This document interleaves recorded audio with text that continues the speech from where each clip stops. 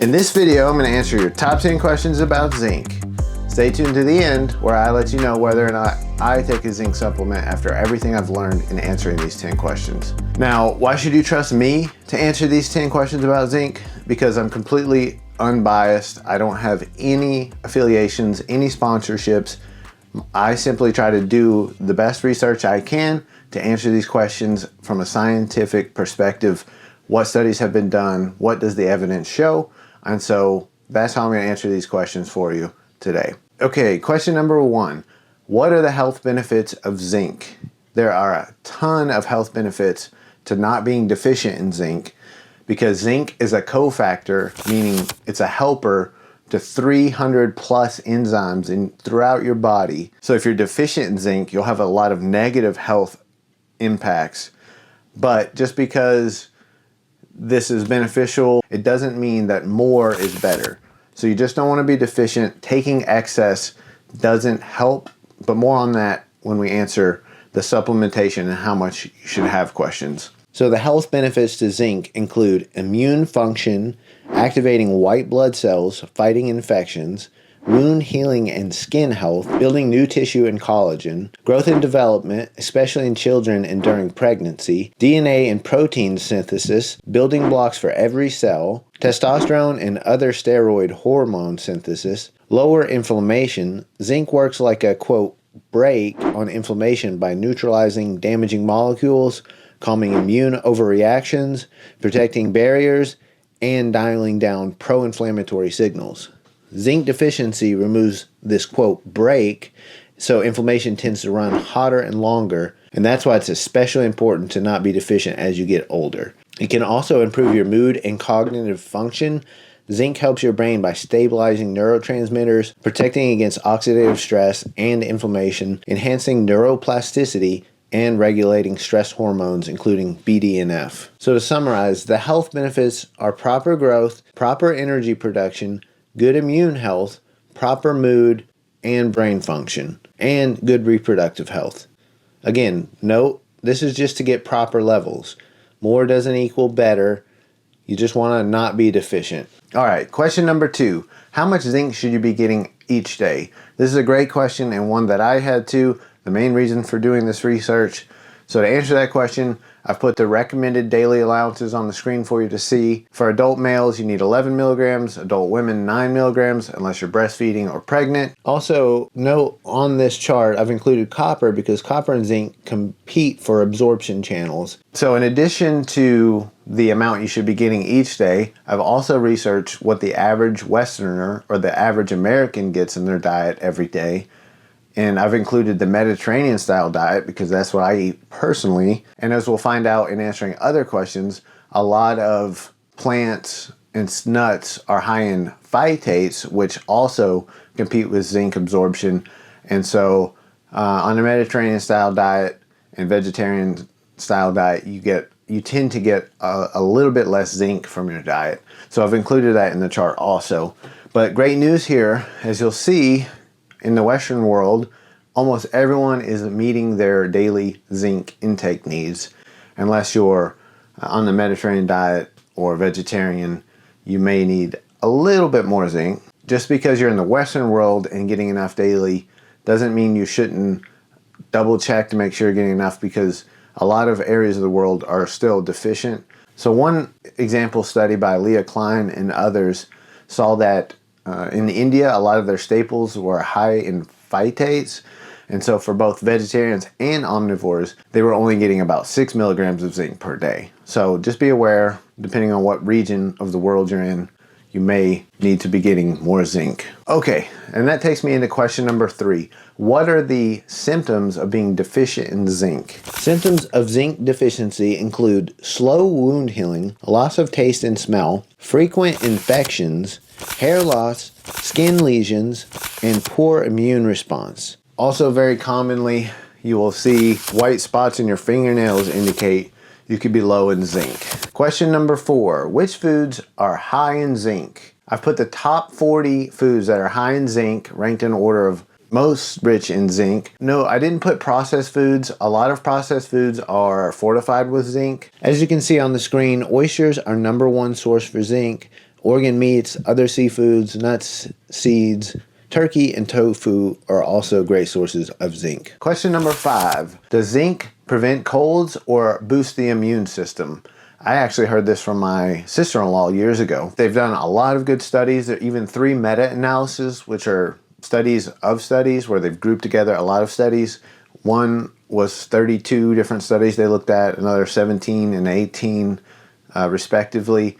But what they found is although zinc does not prevent colds, if you're deficient, you can get colds easier and have worse symptoms, so you don't want to be deficient. But if you're not deficient in zinc, then they don't help prevent colds. But more interestingly, they found some good evidence that zinc lozenges can shorten the duration of colds between 1 to 3 days, some studies 6 or 7 days shorter. If you start taking zinc lozenges, 10 to 20 milligrams every 2 hours on the first day of symptoms, then likely you'll find some benefit in shortening the cold duration. So personally, I've never tried it. I can't give you an antidote if it works, but based on the evidence and what I've seen, yes, I'm definitely going to be trying that. Now, important note here, for children, they didn't really see any benefit. The benefit was for shortening the cold in adults, minus one German study, which had tested very young children, and it did help them, but it looks like the most benefit is going to be for adults. Question number 6. What are the side effects of getting too much zinc? Getting too much zinc definitely can be harmful. The most you want to take in a day, the upper limit is 40 milligrams, especially chronically. The key here is not to take zinc too often, especially if you're supplementing, because it can block and compete with iron, calcium, copper, other minerals that you need. So if you take zinc, it's best to take it on an empty stomach, away from food, and away from these other nutrients. The side effects of getting too much zinc can cause nausea, vomiting, diarrhea, stomach pains, headache, and loss of appetite. Chronically taking too much zinc can weaken your immune system, lower your HDL cholesterol, and even lead to a copper deficiency, because zinc and copper compete in the body for the same absorption pathways. That's why if you're in need of supplementing, in other words, if you're deficient, then it's best to not take zinc and copper together. Take them at separate times, at least a few hours apart. In extreme cases, overuse of zinc-containing products, like certain denture creams, have caused neurological problems due to copper deficiency. The takeaway, more zinc is not better, and also don't take it too often. Question number 7. Does zinc boost testosterone or fertility? Yes, it is important that zinc is critical for testosterone production and sperm development. However, that's important up to a point. If you're deficient, then yes, you'll find benefit. But if you're not deficient in zinc, then there's going to be no extra benefit in taking extra zinc. The studies are clear that taking a lot of zinc does not boost your testosterone level. However, there were 2 small studies that did show, although it doesn't boost your testosterone level by taking high doses of zinc, it boosted the free testosterone in your blood after intense exercise in a study of 32 cyclists and 14 wrestlers. So if you're an elite athlete, then you may want to research it more yourself. You can find links to these studies in the description below. However, for 99% of us, no, we don't need to take extra zinc to try to boost our testosterone. So now the last 3 questions are all about supplementation. It's probably what you've been waiting for. Question number 8, do we need to take a zinc supplement? In most cases, no, you do not need to take a zinc supplement unless you're deficient. Now, there are certain groups that it might be beneficial. If you're a vegetarian or on the Mediterranean diet, like I said, you may need a small amount of zinc. If you're pregnant or breastfeeding, if you have digestive disorders, if you've had weight loss surgery or alcohol abuse issues, then you may have trouble getting enough zinc from your food. Otherwise, if you're not in these categories, then no. You're probably getting enough if you're in the Western world or if you're American. Again, certain regions of the world tend to be more deficient in zinc, but in most cases, you do not need a supplement. Personally, what I do is take a couple of milligrams of zinc once or twice, maybe 3 times a week.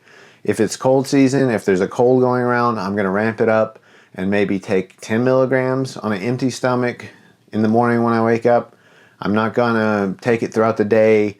I'm just gonna take it once, so that way it doesn't interfere when I eat my food normally and block copper, zinc, or iron or calcium absorption. Now, if I get a cold, I am gonna try the lozenges to see if that helps shorten the cold. And some of the studies even showed a reduction of the severity of the cold symptoms. So I'm definitely curious to try those and see how it works. Again, just because I take a supplement doesn't mean you shouldn't anyway. Question number 9, how and when should I take a zinc supplement if I'm deficient? So the best way is on an empty stomach. Studies show if you take zinc on an empty stomach, you can absorb 60% of the zinc, whereas if you take it with food, only 10 to 30. The best study showing about 20% absorption of zinc. Now, if it causes nausea and upset stomach, which happens for a lot of people, you can take it with food.